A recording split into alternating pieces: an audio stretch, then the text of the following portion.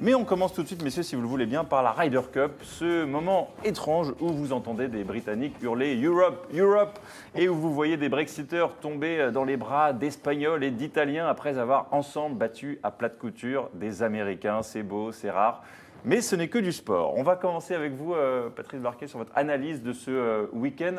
Pour vous, est-ce dû plutôt à la grande forme des Européens ou à la méforme des Américains ? Bon, je pense que c'est plutôt la méforme des Américains. Ils sont passés complètement à travers, parce qu'on le sait sur le papier, et depuis quelques temps, ce sont les meilleurs joueurs au monde. Donc on peut dire qu'ils se sont troués, voilà, tout simplement. Ils sont passés à côté. Bon, ça arrive, vous savez, en sport, en golf, notamment toutes les semaines, ils se remettent en question. Et puis là, pour cette Ryder Cup, pourtant on avait pas mal d'espoir. On pensait que les Américains allaient tenir un petit peu la partie et aller chercher enfin une victoire sur le sol européen depuis 25 ans, pas du tout. Et ils n'ont pas été portés par Tiger Woods, on y reviendra dans quelques minutes. Mais tout de suite, on a également le plaisir d'avoir par Skype avec nous Laurent Louette qui est sur le golf national. Racontez-nous un petit peu, Laurent, l'ambiance au lendemain de la compétition. Il y a encore un petit peu de monde au golf national ? Bonjour Renaud, c'est un petit peu le monde perdu ici, the lost world. Non, effectivement, il n'y a personne, juste quelques golfeurs égarés, voilà, dont une partie que je joue avec quelques camarades, Nathanaël de Rinxin, France Télévisions ou Cédric Pioline. Mais non, à part les ouvriers qui démontent aujourd'hui les hospitalités, finalement, le golf national s'est vidé de toute animation. Ah, je vois que effectivement, vous êtes très bien entouré. On reconnaît notamment Cédric Pioline à vos côtés. Ça fait plaisir. Je voulais vous demander aussi une question sur l'état du terrain. Martin Couturier, vous le voyez sur Twitter, avait parlé pendant le week-end des supporters de golf qui ne sont pas moins pires que ceux du foot en montrant des cadavres de bouteilles un petit peu partout sur les terrains. Ça a été nettoyé depuis hier, Laurent ? Alors oui, il y a beaucoup de choses le terrain a été pas mal nettoyé, mais il reste effectivement encore beaucoup de papier gras, beaucoup de canettes de bière de la marque sponsor de la Ryder Cup. Les Anglais ont beaucoup consommé hier. Et donc le vent aujourd'hui, puisqu'il y a beaucoup de vent, le vent balaye tout ça. Le golf national a des allures un petit peu de Far West golfique Très perdu. bien. Et une dernière question pour ce duplex hautement improbable. Concernant l'organisation du tournoi, est-ce que vous considérez que c'est une réussite ? Est-ce que les organisateurs considèrent que c'est une réussite ? Et puis, qu'est-ce que vous avez entendu aussi des spectateurs qui se sont déplacés pendant le week-end ? Est-ce qu'ils sont repartis heureux ? Alors en effet, pour avoir discuté avec les organisateurs, je pense à Christophe Muniesa, le directeur technique national, directeur général exécutif de la Fédération française de golf, ou encore Pascal Grisot, le grand Manitou de la Ryder Cup 2018. Oui, le bilan de cette Ryder Cup est pour eux, à leurs yeux, excellent. Il a fait beau d'abord, c'était à peu près le seul paramètre qu'ils avouent ne pas pouvoir maîtriser. Donc le beau temps a facilité les choses, mais surtout, ça a été un vrai engouement populaire. Et puis, on n'a jamais autant parlé de golf en France qu'à l'occasion de cette Ryder Cup. Et ça, à leurs yeux, c'est extrêmement important. Merci beaucoup, Laurent. Baptiste, un mot ? J'avais juste une question pour toi, Laurent. Qu'est-ce qui t'a le plus plu durant ce week-end, ton meilleur souvenir là, des 3 jours ? Alors, j'ai adoré 2 choses. D'abord, le soutien populaire du public européen auprès de son équipe. Vraiment, les Britanniques qui étaient nombreux et les Français ont fait corps et ils se sont associés pour chanter leur soutien aux Européens. C'était très émouvant au départ du 1, par exemple, cette grande tribune. Et puis, deuxièmement, la qualité du jeu. Le jeu a été exceptionnel. On a vu des parties de golf fantastiques. Merci beaucoup, Laurent. Je vous laisse en très bonne compagnie. Et c'était sympa, en tout cas, de vous avoir pendant quelques minutes en ce début d'émission. On continue, les amis, avec Lionel Vella, notre spécialiste golf. On va quand même parler de Tiger Woods, qui a été une belle déception, on va dire, pour ce week-end. 4 matchs, 4 défaites. Et la question que l'on se pose, c'est évidemment, est-ce qu'il reviendra un jour au sommet, Tiger Woods, quand on voit ce qu'il a démontré en 3 jours ? Il était revenu au sommet juste avant cette Ryder Cup, puisqu'il avait gagné sa 80e victoire sur le PGA Tour, au Tour Championship. C'est pas un master, mais c'est un tournoi important. C'est un tournoi qui regroupe quasiment les meilleurs joueurs du monde, les 30 meilleurs joueurs du monde, en tout cas ceux qui évoluent sur le PGA Tour. Donc la question de savoir s'il va revenir, je pense qu'il est en train de revenir. Je crois qu'il a trop joué ces derniers temps. Il a joué, je crois que sur les 9 dernières semaines, il a joué 7 semaines. Ce qui est énorme pour lui. D'habitude, à sa grande période, il ne jouait pas plus entre 18 et 20 tournois dans l'année. Ce qui veut dire que là, c'était particulièrement impressionnant. Donc la question est surtout de savoir s'il reviendra en équipe américaine de Ryder Cup en tant que joueur. Parce que C'est beaucoup ça, la question. considèrent que ce n'est pas un bon joueur de Ryder Cup et effectivement les stats ne sont pas pour lui. Et c'est d'ailleurs la question que l'on vous posait sur Twitter. Comment est-ce que vous analysez un petit peu cette défaite, cette mauvaise compétition de Tiger? Alors, première proposition, le Tigre est loin d'être de retour. Deuxième, c'est la faute de ses partenaires, tout simplement. Il n'est pas fait pour jouer en équipe ou bien il n'est pas fait pour jouer au golf. La dernière n'étant pas... Mais en tout cas, vous pouvez nous répondre et surtout, sur le compte Twitter de Figaro Live, vous pouvez commenter et on relayera vos commentaires, bien sûr, pendant l'émission. Qu'est-ce que vous répondez à cela, Patrice Barquez? Lionel a parfaitement expliqué l'état d'esprit de Tiger Woods en ce moment. Je crois surtout qu'on se trompe un petit peu de débat. Parce que ça nous arrange, parce que la Ryder Cup était en France et on voit ça comme l'événement mondial, le plus grand événement de golf. Mais en fait, la carrière et le métier de golfeur professionnel, c'est pas ça. Hein. C'est pas la Ryder Cup. Hein. Il faut bien comprendre que c'est un événement, c'est un show, c'est un spectacle fabuleux, extraordinaire. Mais le golf, vous savez, c'est pas un sport d'équipe, c'est un sport individuel, par excellence. Et quand je dis par excellence, c'est-à-dire que c'est très complexe. Voilà, il faut être égocentrique, on travaille souvent seul, on se prépare seul, on se fabrique mentalement seul. Et le Tigre, il est fait pour ça. Il a été bâti pour ça. Hein. Pour ceux qui ont eu la chance de lire la dernière bio, une des nombres de Tiger Woods, on sent que il a été matraqué à se fabriquer un style de vie, un jeu de golf, à être performant seul pour affronter le monde professionnel du golfeur c'est un sport individuel par excellence. Et donc le Tigre, quand il est mis dans une équipe, dans un concept d'équipe, il est pas là. Il est tout simplement pas là.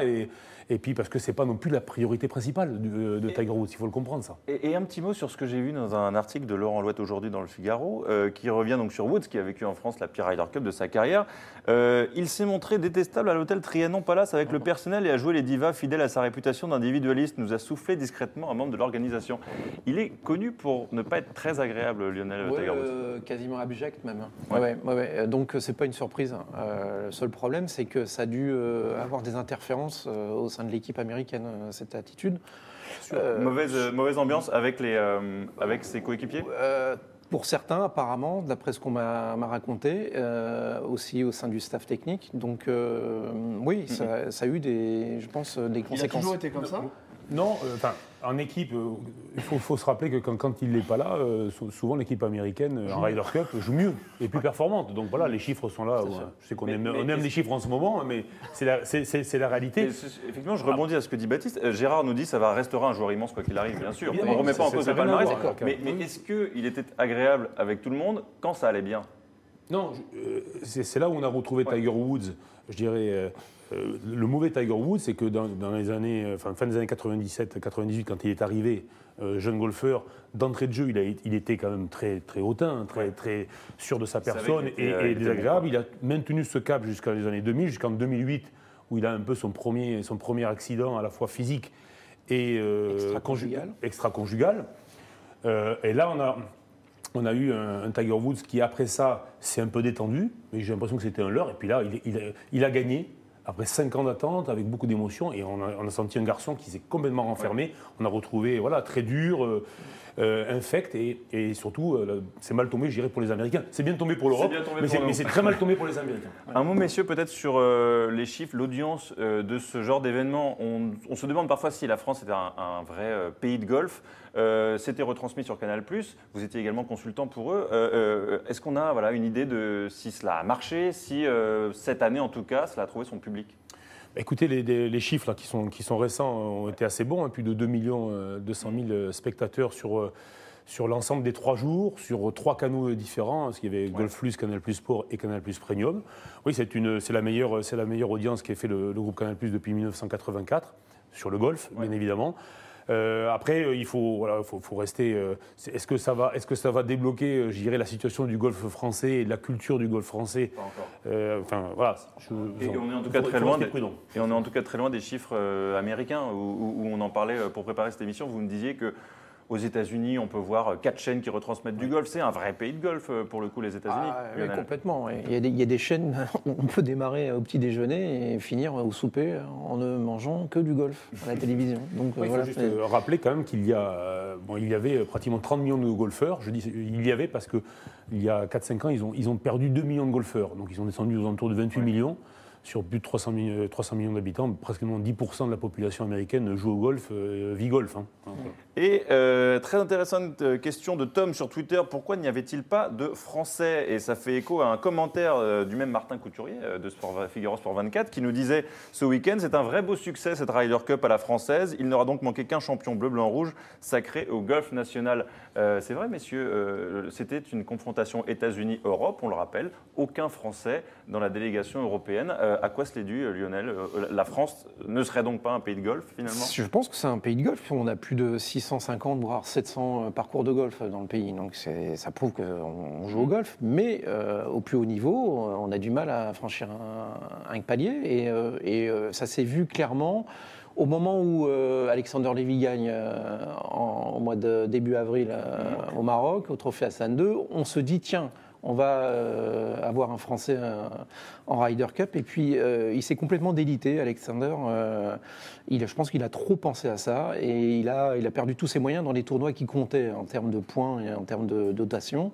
Et voilà. Donc, ce qui prouve qu'on a le potentiel pour avoir des joueurs, mais on n'a pas encore ce petit gap qui vous permet de passer, de franchir un cap sur les grands tournois. Parce que la carte, justement, de l'Europe des top golfeurs qui ont été représentés pour cette Ryder Cup est assez curieuse. En tout cas, il y a effectivement beaucoup de Suédois, beaucoup de Britanniques. Les Espagnols. Pourquoi les Suédois, par exemple?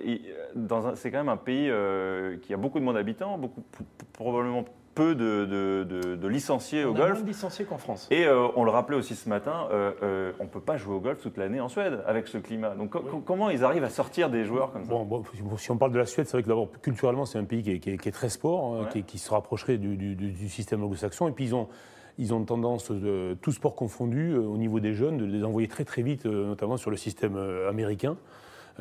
Et particulièrement en golf, ils s'en vont très vite. Ils sont aussi beaucoup en Espagne pour s'entraîner par rapport au golf, parce que c'est vrai, vous l'avez dit, hein, 6 mois de l'année, il y a de la neige à Stockholm ou même au sud, à Malmö, donc c'est très compliqué, mais c'est vrai qu'ils s'adaptent bien par rapport à ça, et surtout, ils ont un système éducatif et sportif qui est beaucoup plus adapté, je dirais, à la performance de haut niveau, ce qu'on n'a pas en France. Enfin, on ne va pas faire un débat sur l'éducation nationale et sur le ministère des Sports. Nous n'avons qu'une demi-heure. On pourra faire un autre débat, mais là, on est pas mal. Je voudrais juste ajouter un petit point sur la formation du golf suédois très jeune. Très jeunes, les jeunes golfeurs suédois viennent côtoyer les meilleurs golfeurs suédois. Souvent, il y a des rencontres comme ça. Et donc, il y a une certaine émulation qui se crée, chose qui se fait peut-être beaucoup moins en France, notamment dans les pôles espoirs. C'est une bonne remarque que fait Lionel. C'est vrai qu'on doit certainement, le golf français doit avoir plus de référents pour donner envie à nos jeunes, à nos gamins d'aller dans ce métier-là et d'aller toucher le très haut niveau professionnel. Après, c'est pas non plus catastrophique. Hein. Il faudrait rappeler qu'il y a quand même 3 Français qui ont fait une Ryder Cup. Bon, c'est pas beaucoup, mais c'est déjà pas mal. Et là, il y a 2-3 jeunes qui peuvent percer là, dans les années à venir sur lesquelles la Fédé peut en tout cas, oui, le travail, on va le miser au maximum sur ça. Mais oui, forcément, il y a 3-4 jeunes qui ont le potentiel pour faire un Ryder Cup. Mais juste rapidement, je sais qu'on est pris par le temps. Après, on va dire que, vous savez, pour être sélectionné en Ryder Cup, il ne suffit pas de bien jouer au golf, d'être bon, de gagner les tournois. Comme l'a dit Lionel, c'est parfois des petits facteurs qui font en accumulation. Il faut gagner le bon tournoi ou les bons tournois au bon moment pour faire une Ryder Cup. Juste avec dernière anecdote.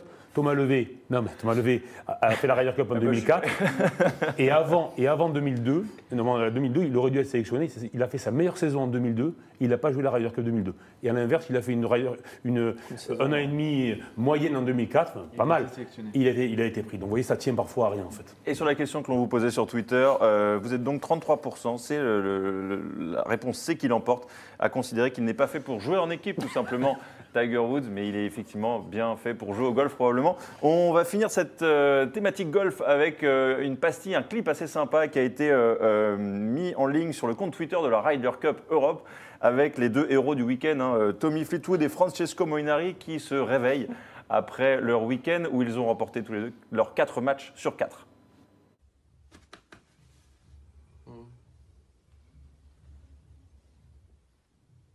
good was that for you? 4 out of 4. Yeah. I'd give you 5 out of 5, Frankie. Je te donne 5 sur 5, Francky. Voilà, très belle image de sport.